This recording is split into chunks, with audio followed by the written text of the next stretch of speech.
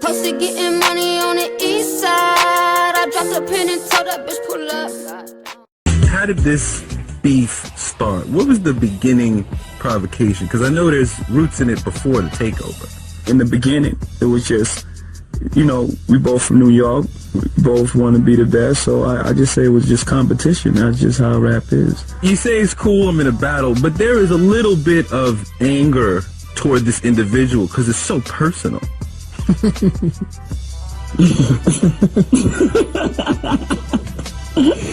Come on, this was an exceedingly personal beef. This is different than a lot of other beefs. I mean, heavyweights don't heavy blows, man. That's just the part of the game. You know, you watch lightweights fight, they pity pat each other for 115 rounds, and heavyweights, you know, one of those blows that they swing, and if it lands, and it's potentially someone can go down. When did y'all first meet? Wow, on tour? Large Professor, a long time ago, 19-something, ancient history. Let's get into it, because there was a relationship before there was a beef. So, do you have a favorite song or line of his that you liked, and you same for Jay? I like the Illmatic album. I thought that was a great album. I can't pick up a particular line. It's just that album was actually one of the most important albums in hip hop history. And Reasonable Doubt as well. And I like the line, the killer some is nothing, the kill him, leave him breathing, and you're saying something. That's one of the lines I like a lot. I mean, y'all kind of came out like right around the same time, so y'all were definitely thinking about each other as young guys in the game, right? No, I wasn't on. I came out 2 years later. I didn't even have a deal, so I'm sure I wasn't on Nas's radar to maybe after Reasonable Doubt. But actually, I knew about you because on the tour thing, I remember when you did your thing with Jazz, when we was in a thing, we went to DC, and everybody in the crowd knew he was getting ready to tear it down.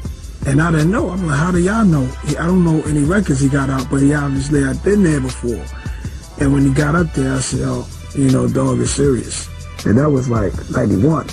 So when you heard the takeover, were you shocked? Did you know it was coming? I had put out a freestyle.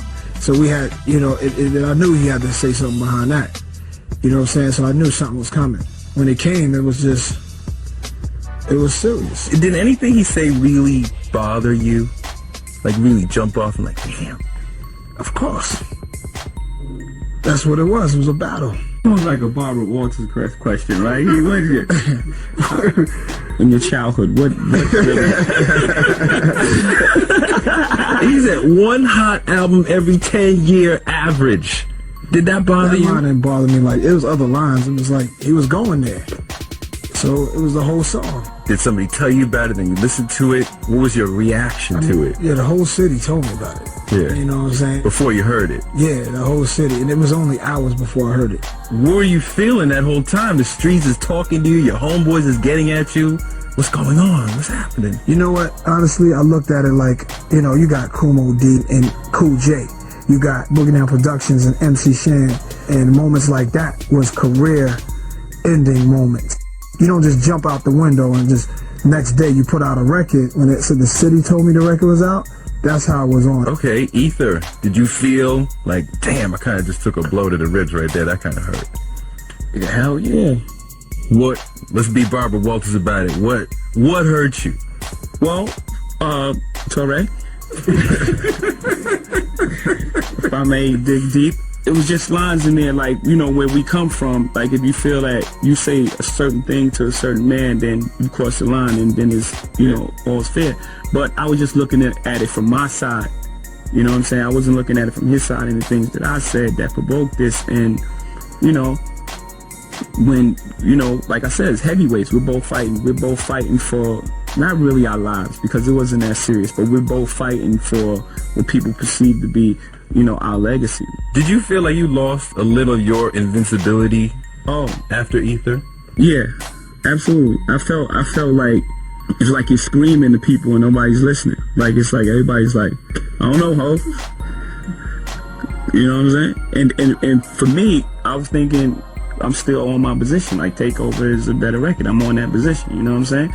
but it raised my level of respect for him, because I'm thinking, this record, I put this together, like, how do you even come back from that? You think you won?